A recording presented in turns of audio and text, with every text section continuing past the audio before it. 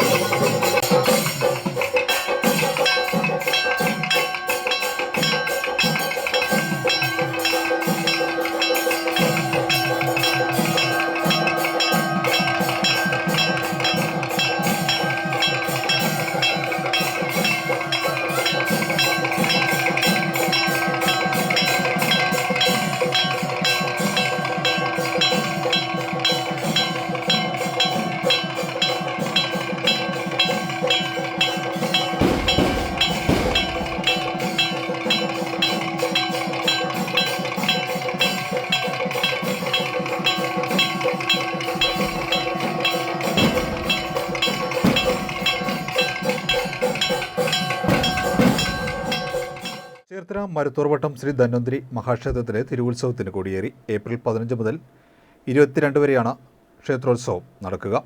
ബ്രഹ്മശ്രീ കടിയക്കോൽമന കൃഷ്ണൻ നമ്പൂതിരിയുടെ മുഖ്യ കാർമ്മികത്വത്തിലാണ് കൊടിയേറ്റ് നടന്നത്. കൊടിയേറ്റിലും കൊടിയേറ്റ് സദ്യയിലും നൂറുകണക്കിന് ഭക്തരാണ് പങ്കെടുത്തത്.